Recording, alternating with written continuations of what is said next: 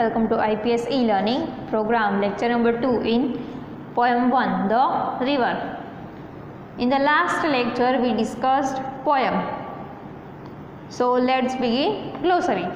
तो चलो glossary ना word line to line જોઈએ.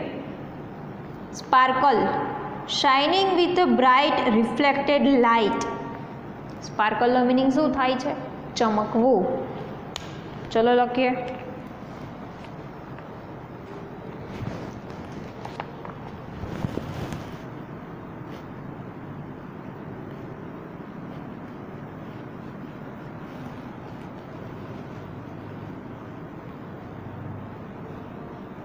સ્પાર્કલ એટલે કે ચમકવું. પછી નેક્સ્ટ છે પેબલ્સ એટલે કે સ્મોલ સ્ટોન્સ એટલે કે પેબલ્સનો મિનિંગ કાંકરા અથવા તો પથરા.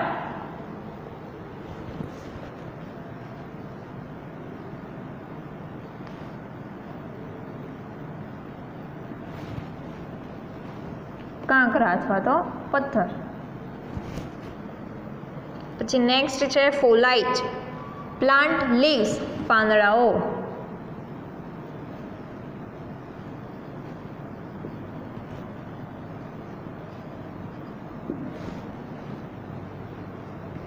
બ્રોલિંગ, ફાઇટિંગ ઓર સ્ટ્રગલિંગ.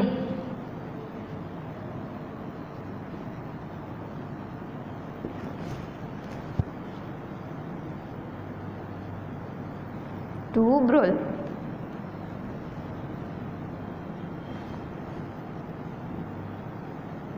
ખળખળ વહેવું. પછી નેક્સ્ટ છે લિપિંગ એટલે કે જમ્પિંગ. ટુ લિપ કૂદવું, કૂદકા મારવા.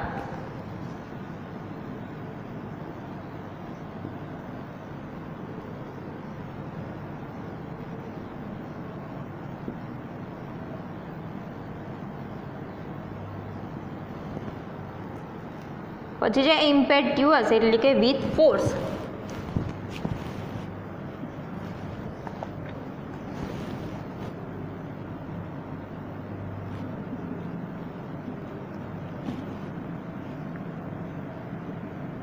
ઉન્મત્ત અથવા તો જોશીલું. પછી છે બ્રીમિંગ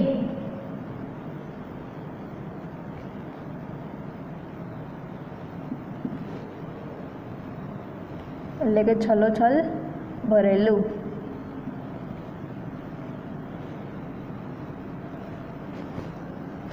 ટેન્ડિંગ, બી ઇન્ક્લાઇન્ડ ટુ.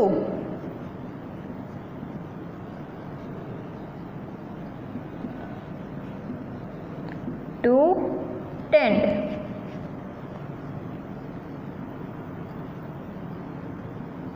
અમુક દિશા તરફ જવું.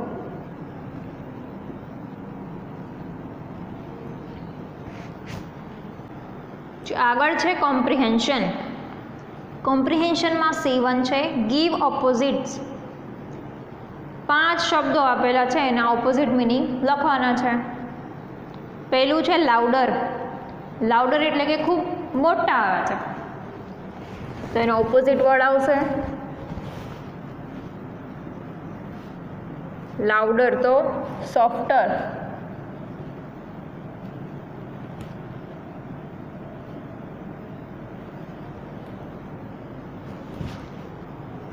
ખૂબ મોટા આવે છે મિનિંગ પણ અહીંયા લખું છું.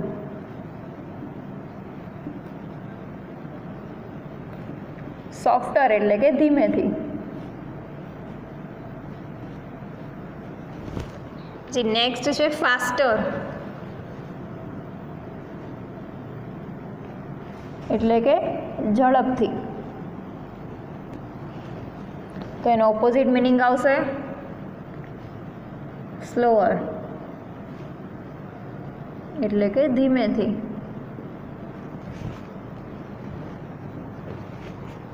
થર્ડ વર્ડ છે બ્રોડ. બ્રોડ એટલે કે વિશાળ, વ્યાપક.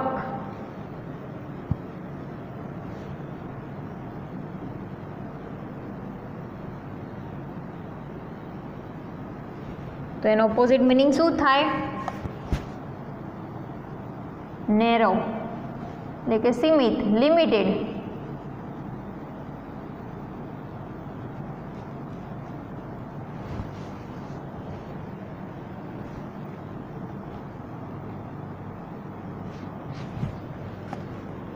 પછી છે ડીપ. ડીપ એટલે કે ઊંડું. શેલો.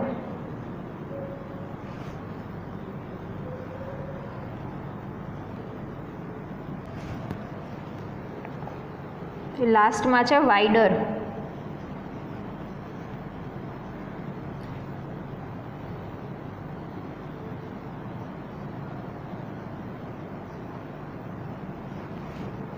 વાઇડરનો મિનિંગ થાય પહોળું. તેનો એપોઝિટ વર્ડ નેરો એટલે કે સાંકડું. C1 complete. C2 add a rhyming word. Rhyming word છે આપણે લખવાના છે. રાઇમિંગ વર્ડ એટલે કે જેનું પ્રોનાઉન્સિએશન સેમ આવતું હોય. ચલો લખીએ.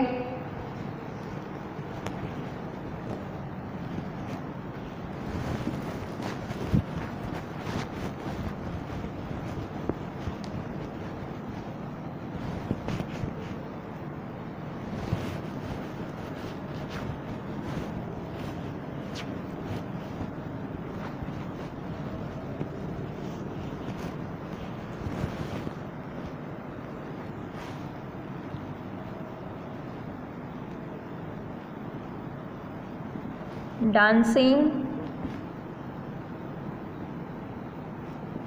glancing, prancing.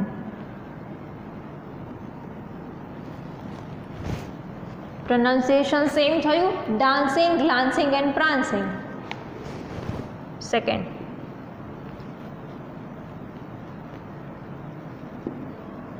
leaping, sweeping and reaping. Leaping, sweeping and reaping. To leap, to sweep and to reap.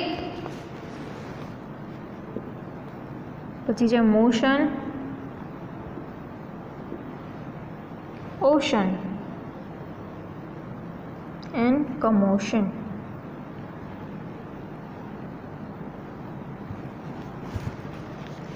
Motion, ocean and commotion.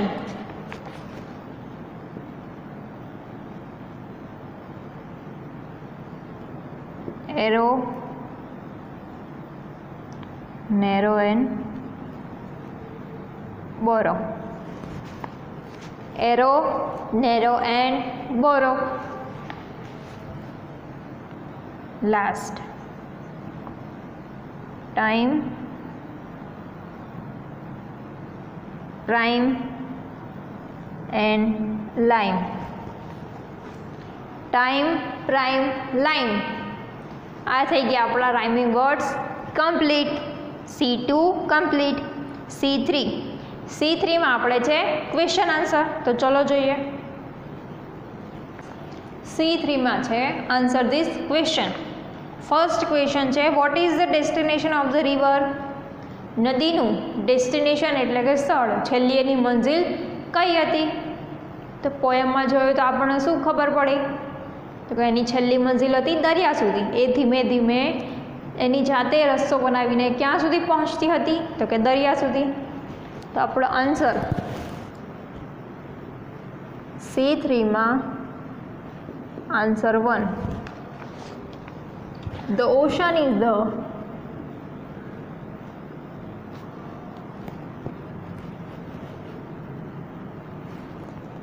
destination of the river.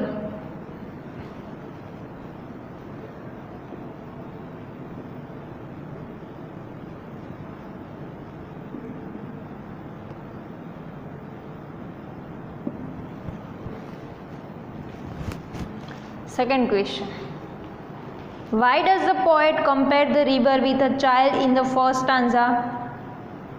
First stanza માં child એટલે કે બાળક સાથે નદીની કમ્પેરિઝન કેમ કરવામાં આવી છે? તો ચલો આન્સર લખીએ અને પછી સમજીએ. The poet feels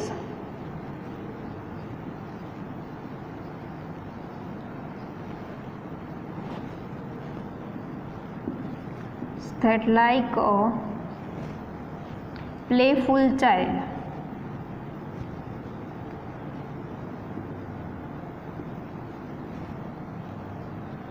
the river sparkles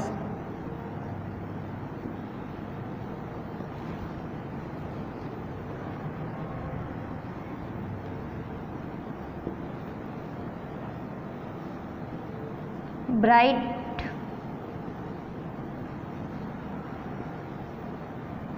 as it flows, dances over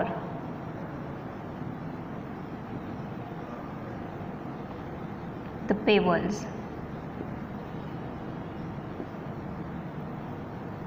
and glances through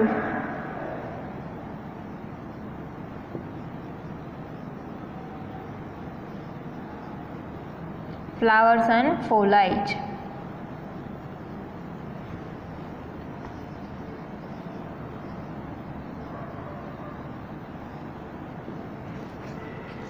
શું કીધું છે?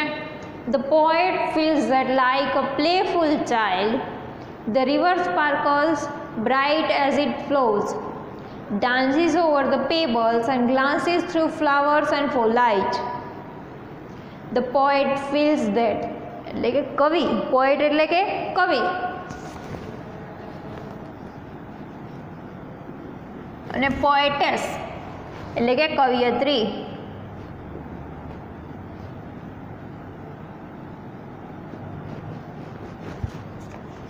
પોએટને એવું અનુભવ્યું ફીલ્સ એટલે કે અનુભવ્યું that like a playful child એટલે કે રમતા બાળકની જેમ the river sparkles bright as એટલે કે નદી છે એના તેજથી ચમકી રહી છે.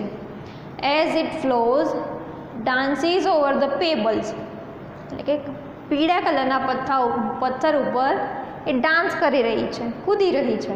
એન્ડ ગ્લાન્સીસ થ્રુ ફ્લાવર્સ એન્ડ ફોલાઇજ ફૂલો અને પાંદડાઓ વચ્ચેથી એ જોઈ રહી છે.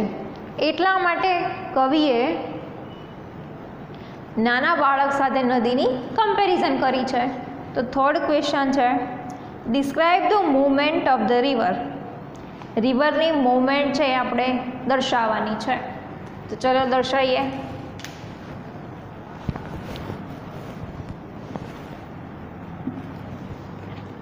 The river swells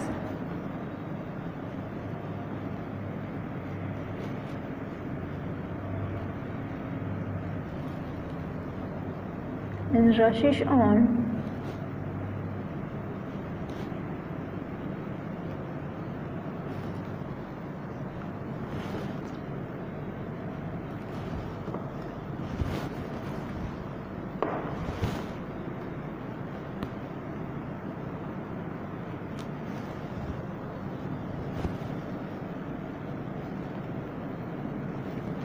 louder and faster. It is growling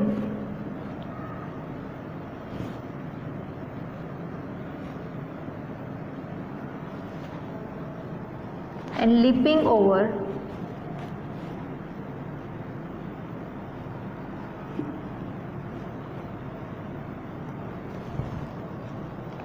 the rocks, leaping over the rocks.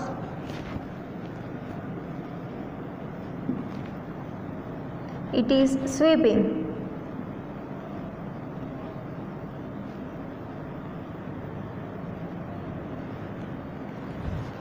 by the rose banks.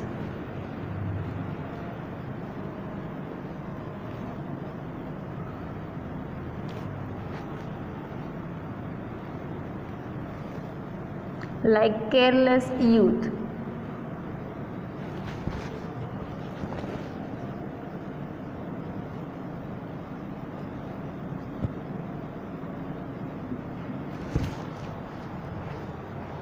The river swells and rushes on louder and faster.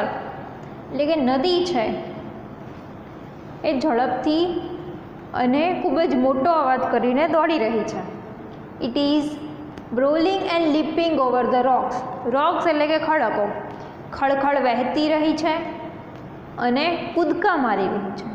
It is sweeping by the rose banks like careless youth. એટલે કે rose banks, ગુલાબના છોડના કિનારાને સ્પર્શ કરીને એ careless youth એટલે કે જોશીલા યુવાનની જેમ કંઈ ભાન જ ના હોય, કેરલેસ, પોતાની સંભાળ જ ના હોય, એવી જ રીતના એ જઈ રહી છે. Fourth question, why does the poet compare the sea with eternity. એટલે કે પોએટ, કવિ છે, ઇટર્નિટી શાશ્વત અનંતકાળ સાથે કેમ કમ્પેરિઝન કરે છે? તો ચલો આન્સર લખીએ. The sea can never be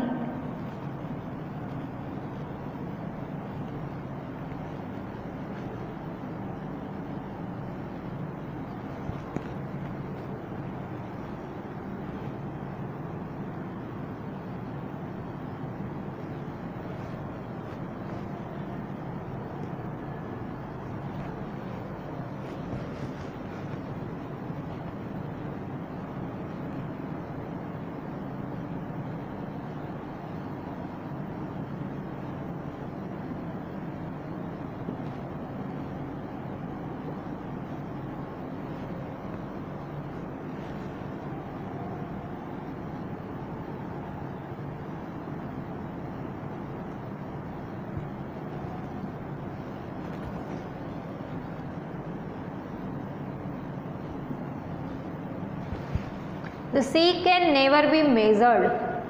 એટલે કે દરિયાને છે એ માપી ન શકાય. મેઝર એટલે કે માપવું. It is endless. એ તો એન્ડ વગરનું, જેનો કંઈ અંત જ નથી, એટલે કે નિરંતર. So the poet compares it with eternity. એટલા માટે, સો એટલે કે બીકોઝ, કેમ કે એટલે કે તેથી પોએટ એટલે કે કવિ ઇટર્નિટી શાશ્વત સાથે એની કમ્પેરિઝન કરે છે. એને અનંતકાળ, શાશ્વત એટલે કે લાંબા ગાળાનું એવું કેમ કહ્યું છે?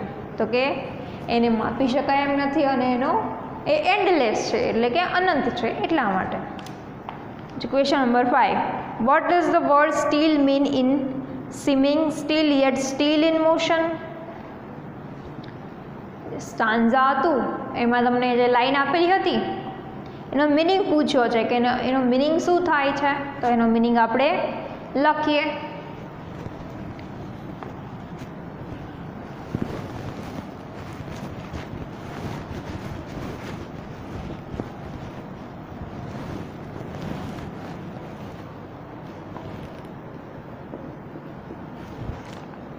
In swimming still,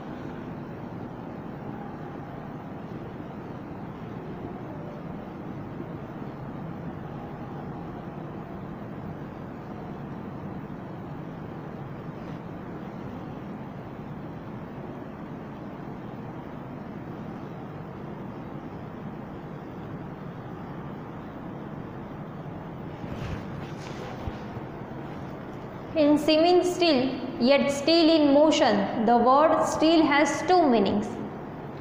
આ જે લાઈન છે એના બે મિનિંગ નીકળે છે. કઈ લાઈન છે? સ્વિમિંગ સ્ટીલ એટલે કે સ્થિર દેખાય છે, યેટ સ્ટીલ ઇન મોશન, તો પણ એ ગતિમાં છે. આ વર્ડના કેટલા મિનિંગ નીકળે છે, એટલે કે એવું કેમ કહ્યું છે એવો ક્વેશ્ચન છે. તો એના ટોટલ બે મિનિંગ નીકળે છે. કયા બે મિનિંગ? પહેલો મિનિંગ છે in swimming still it means motionless. Swimming still, still એટલે કે સ્થિર એન્ડ સ્વિમિંગ એટલે કે દેખાવું.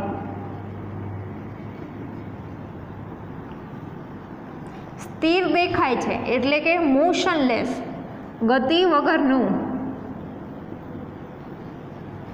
મોશન જ તો ગતિવાળો મિનિંગ થાય, મોશનલેસ એટલે કે ગતિ વગરનું. અને બીજો મિનિંગ છે in yet still in motion, છતાં પણ એટલે કે તો પણ એ ગતિમાં છે. એનો મિનિંગ થાય છે ઇવન નાવ એટલે કે ગતિમાં જ છે. અહીંયા આપણું C3 પણ complete. So dear friends, first poem the રિવરમાં પોએમ પણ કમ્પ્લીટ, ગ્લોસરી એન્ડ કોમ્પ્રિહેન્શન પણ કમ્પ્લીટ. સો મળીએ નેક્સ્ટ વિડીયો લેક્ચરમાં. Thank you.